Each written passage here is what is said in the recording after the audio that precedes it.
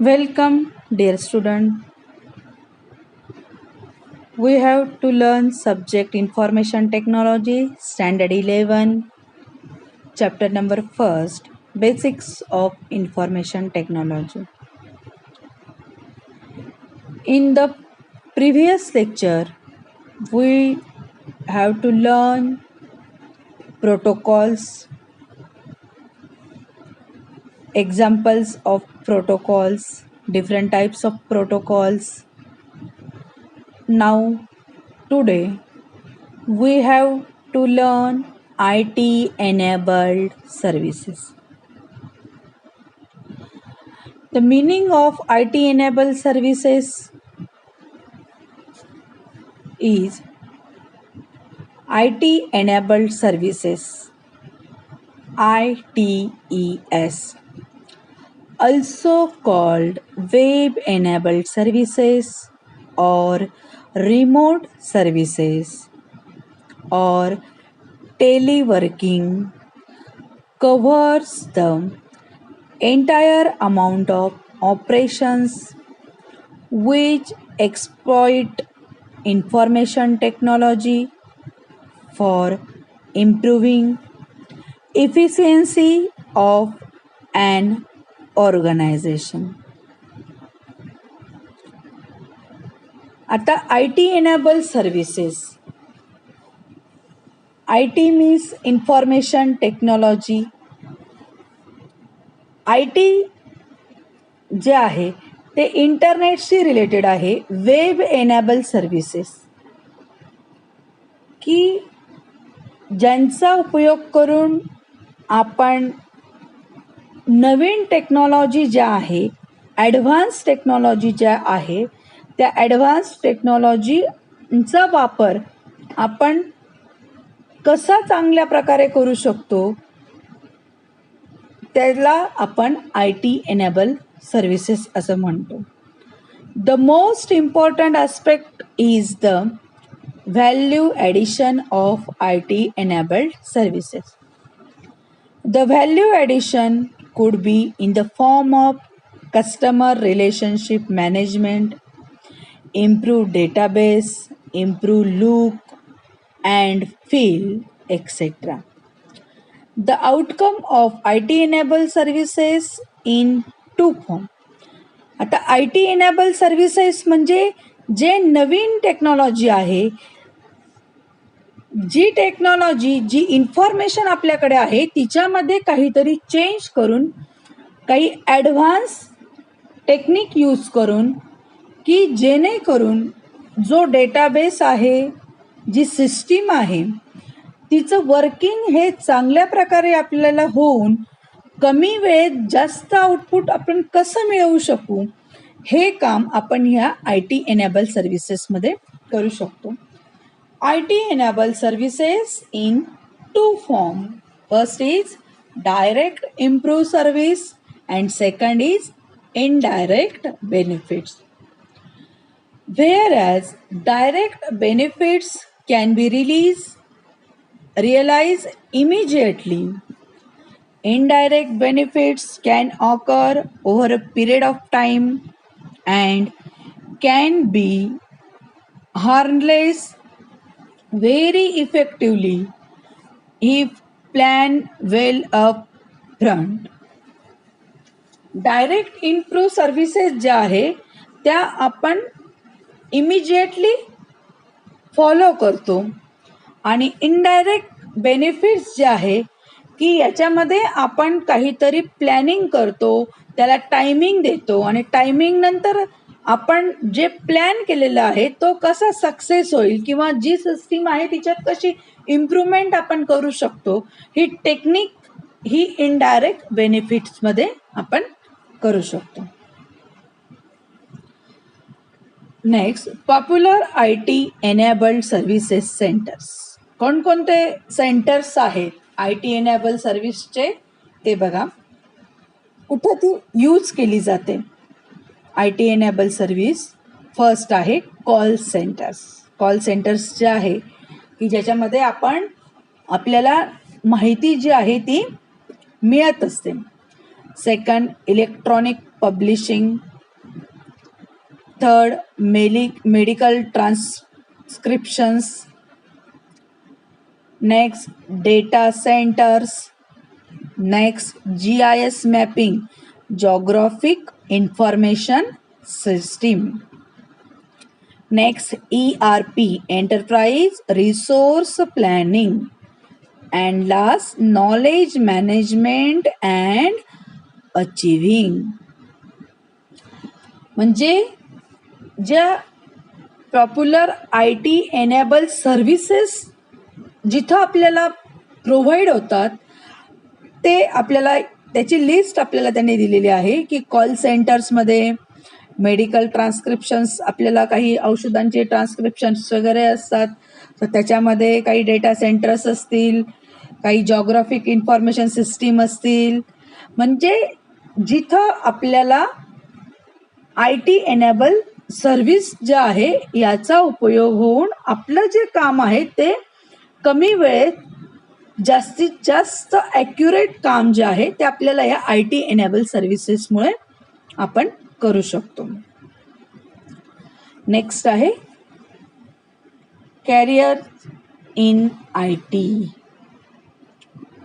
आता आपण IT जे आहे त्याच्यामध्ये आपल्याला प्रोफेशन करायचं असेल, आपल्याला त्याच्यात काम करायचं असेल, तर आपल्याला कोणकोणत्या क्षेत्रामध्ये काम मिळू शकतं किंवा आपण कुठं कुठं काम करू शकतो याची लिस्ट आपल्याला बघायची आहे. Various career opportunities are available for IT professions. These vary from operator to specialized skill programmer. Some of the career opportunities are as follows. आता IT क्षेत्रात तुम्हाला प्रोफेशन करायचं असेल तर तुम्ही कॉम्प्युटर ऑपरेटर म्हणून काम करू शकतात किंवा तुमच्यामध्ये काही स्पेशल स्किल असतील तर तुम्ही प्रोग्रामर म्हणून काम करू शकतात. काही कॉम्प्युटर हार्डवेअरमध्ये काम करू शकतात, काही सॉफ्टवेअरमध्ये करू शकतात, काही कॉम्प्युटरचा उपयोग करून फायनान्समध्ये करू शकतात, काही सायबर कॅफे ओपन करू शकतात, सायबर ॲडवायझर म्हणून काम करू शकतात. म्हणजे तुम्ही तुमचं जे करिअर आहे ते कशा पद्धतीने सिलेक्ट केलेलं आहे हे आपण आपला जॉब हा कोणत्या ठिकाणी घ्यायचा हे आपल्या स्किलवर ते डिपेंड आहे. फर्स्ट आहे web designer and developer. Web designer म्हणजे जे वेब पेज डिझाईन करणं आणि डेव्हलप करणं. One can develop interactive websites using knowledge of HTML, PHP, personal home pages and various other programming language. की ज्याला कॉम्प्युटरचं, ITचं, सॉफ्टवेअरशी रिलेटेड नॉलेज असेल, ज्याला वेब पेज डिझायनिंगमध्ये इंटरेस्ट असेल, की ज्याने त्याच्याशी रिलेटेड काही कोर्स केलेले असतील, तर तो वेब डिझायनर आणि डेव्हलपर म्हणून काम करू शकतो. जे वेगवेगळे इंटरॅक्टिव्ह वेब पेजेस, वेबसाईट्स आपण तयार करतो ते काम जे आहे ते या वेब डिझायनर आणि डेव्हलपर म्हणून करू शकतो. सेकंड आहे software developer. It is possible to have career as a software developer with the scripting skill. ज्याला प्रोग्रामिंग चांगल्या प्रकारे येत असेल, ज्याचं स्किल हे प्रोग्रामर म्हणून असेल किंवा ज्याने सॉफ्टवेअरचे वेगवेगळे कोर्स केलेले असतील, की जो चांगल्या प्रकारे प्रोग्राम डेव्हलप करू शकतो, अशांना सॉफ्टवेअर डेव्हलपर म्हणून ITमध्ये जॉब मिळू शकतो. Third, database manager. After getting knowledge about database management, one can work as a database manager with the help of SQL skill. SQL means Structure Query Language. Database मॅनेजरचं जे skill आहे, जे knowledge आहे, की ज्याला management चांगल्या प्रकारे येत असेल, की डेटा जो आहे कसा मॅनेज केला गेला पाहिजे, कशा प्रकारच्या क्युरीज दिल्या गेल्या पाहिजे, कशा प्रकारची कमांड दिली म्हणजे आपल्याला आउटपुट असा मिळेल, हे नॉलेज जे आहे डेटाबेसबद्दलचं, की ज्याने डेव्हलप केलेलं असेल तो डेटाबेस मॅनेजर म्हणून सुद्धा काम करू शकतो. 4. Information security analyst. Information security analysts are responsible for ensuring that networks are watertight. They educate staff to avoid unintended disclosures and keep up to speed with potential external threat. आता information security analyst म्हणजे जी माहिती आहे तिची security कशी ठेवली जाईल याचा developer, म्हणजे त्याला आपण काय म्हणतो, ॲनालिस्ट, म्हणजे जो शोधतो की ही सिक्युरिटी जी आहे इन्फॉर्मेशनची ती आपण कशी मेंटेन करू शकतो, किंवा स्टाफला त्याच्याबद्दलचं एज्युकेशन आपण देऊ शकतो की ही जी सिक्युरिटी आहे ती कशी डिस्टर्ब होणार नाही, की आपला डेटा कशा पद्धतीने दुसरे घेऊ शकतात. मग त्याच्यासाठी आपण काय करायला पाहिजे, हे जे नॉलेज आहे, हे नॉलेज प्लस आपण जे काम करतो आहे याच्यात आपला बाहेरचे जे लोक आहे हे इंटरफेअर कसे करू शकणार नाहीत, किंवा आपली इन्फॉर्मेशन जी आहे हिची सिक्युरिटी कशी आपण स्ट्रिक्ट करू शकतो, तिचं स्पीड कसा वाढवू शकतो, हे जे काम आहे हे या इन्फॉर्मेशन सिक्युरिटी ॲनालिस्टमध्ये केलं जाणार आहे. 5th आहे professional accountant. Using computerize accounting software one can successfully handle accounting work of any small or large scale organization. समजा तुम्ही कॉम्प्युटरचे वेगवेगळे कोर्स केलेले आहेत, काही कॉमर्सशी रिलेटेड, काही फायनान्सशी रिलेटेड काही कोर्स तुम्ही केलेले आहेत, आणि त्या कोर्स थ्रू तुम्ही जे अकाउंट सेक्शन आहे की पगार कसा मेंटेन केला जाईल, किंवा आपल्या कंपनीमध्ये किती एम्प्लॉई आहे, किती कोणी किती कोणत्या पोस्टवर कोण आहे, किंवा त्यांचं जे मॅनेजमेंट आहे की त्यांचे पगार मेंटेन ठेवणं, त्यांची कपात करणं, किंवा कोणी काही रजेवर असेल तर ते मेंटेन ठेवणं, हे सर्व जे काम आहे हे या प्रोफेशनल अकाउंटंटकडे दिलेलं असतं. आणि आपण जर त्या पद्धतीचे अकाउंटिंगचे जे कोर्सेस आहे ते जर त्याचं जर नॉलेज आपल्याला असेल तर आपण प्रोफेशनल अकाउंटंट म्हणून IT क्षेत्रात काम करू शकतो. म्हणजे ते जे बॅलन्स शीट आहे ते कसं मेंटेन करायचं हे या प्रोफेशनल अकाउंटंट थ्रू आपण करू शकतो. नेक्स्ट आहे financial advisor. After getting IT knowledge, one can advise and guide others in investing the money in various investment schemes with their calculations and benefits in future. आता financial adviser काय काम करणार आहे, की जे इतर युजर आहेत की जे IT क्षेत्रामध्ये काम करता आहेत, की त्यांचा जो पगार आहे त्या पगाराचं मॅनेजमेंट कसं करायचं, आपल्या पगारातनं बचत कशी होईल, किंवा त्याचं बेनिफिट आपल्याला कसे मिळणार आहेत फ्युचरमध्ये, हे सर्व त्या IT युजर्सला सांगणं, त्यांना पटवणं, हे काम फायनान्शियल ॲडवायझर करू शकतो. Next, cyber advisor. Anyone can develop his career as a cyber advisor. म्हणजे जे इंटरनेट किंवा सायबर क्षेत्रामध्ये जे पण काही गुन्हे होतात, किंवा जे काही नवीन जे सायबर लॉज आहेत, सायबर क्राईम झालेला असेल तर हे कशा पद्धतीने होऊ शकतात किंवा नवीन सायबर लॉज काय आपल्याला सांगणार आहे हे माहिती देण्याचं काम जे आहे हे सायबर ॲडवायझर आपल्याला देऊ शकतात. नेक्स्ट आहे animator. This is the most demanding career in today's area.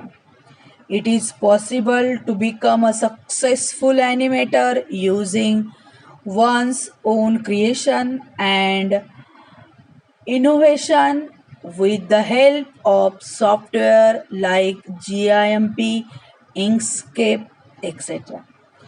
आता ॲनिमेटर म्हणजे काय? ॲनिमेशन करणं. आता मोस्ट पॉप्युलर डिमांड जी आहे ती सध्या या ॲनिमेटरला आहे. कारण आता ॲनिमेशन जे आहे, आता तुम्ही कार्टून्स फिल्म बघतो किंवा ज्या फिल्म्स आहेत त्या फिल्ममध्ये ॲनिमेशन करून तो जो सीन आहे तो ओरिजिनल कसा वाटेल हे या ॲनिमेशन थ्रू आपल्याला दाखवण्याचा प्रयत्न केलेला असतो. म्हणजे ॲक्च्युअल तिथं काहीही नसताना त्या गोष्टी आपल्याला अशा पद्धतीने दाखवल्या जातात की त्या आपल्याला ओरिजिनल आहेत असं ते भासवलेलं असतं. आणि हे काम जे आहे या ॲनिमेशनमध्ये होत असतं. आणि सध्या सगळ्यात जास्त जॉब जो आहे तो या ॲनिमेशनमध्ये आहे. आणि या ॲनिमेशन जी आहे ती आपण स्वतः क्रिएट करतो आणि त्याच्यामुळे आपल्याला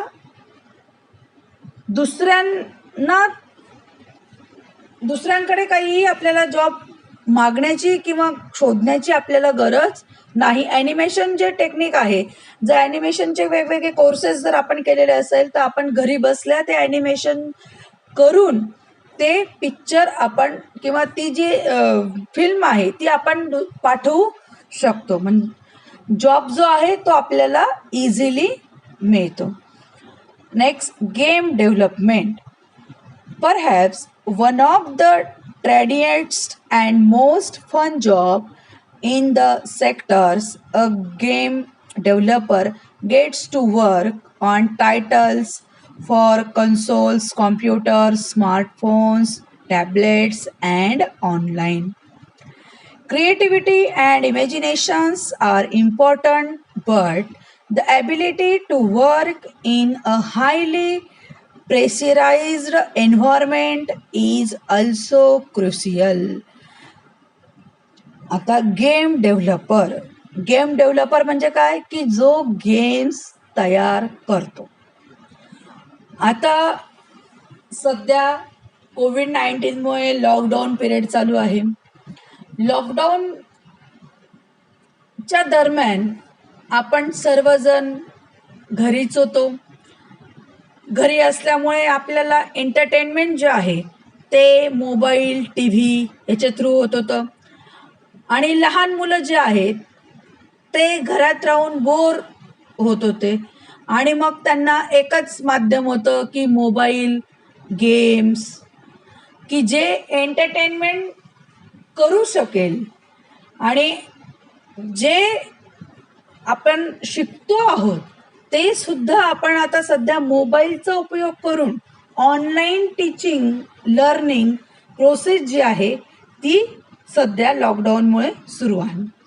आणि ह्या अशा याच्यामध्ये हे जे गेम डेव्हलपर आहेत यांनी इतके गेम डेव्हलप केले की नवीन नवीन गेम्स मुलांनी इन्स्टॉल केले, नवीन नवीन शोधले, कोणी प्रोग्रामिंगचं कोडिंग शिकले, लहान लहान मुलं त्यांच्यासाठी वेगवेगळे कोर्सेस आले की वेगवेगळ्या गेमसाठी कशा पद्धतीचं कोडिंग केलं जातं, कसं करायचं. आणि हे जे नॉलेज आहे हे या गेम डेव्हलपर्स जे आहे ते गेम डेव्हलप करतात. आणि याच्यामुळे आपल्याला जे काम आहे ते घरी बसल्या जास्तीत जास्त मुलं तो गेम इन्स्टॉल करतात आणि आपल्याला जो IT क्षेत्रात गेम डेव्हलप करतो त्याला बेनिफिट्स जे आहे ते मिळत असतात. Next, audio video editor. As a career opportunity to become an audio video editor, one should be good in tools such as Canliu, Audacity. With the help of these tools, one can develop a career as a video journalist. म्हणजे केनलेव and ऑडिओसिटी हे जे वेगवेगळे tools आहेत, या टूल्सचा वापर करून आपण video audio journalist म्हणून काम करू शकतो. आणि सध्या मार्केटमध्ये हे animation, game, audio video editor, कारण की जे पूर्वी ऑडिओ व्हिडिओज होते त्यांचं रिमिक्स तयार करून आता एडिट करून आपल्याला नवीन गाणे जे आहे ते आपल्याला बघायला मिळत आहे. आणि ते जे आहे ते या ऑडिओ व्हिडिओ एडिटरच्या माध्यमातून आपल्याला पाहायला मिळतं. थँक्यू.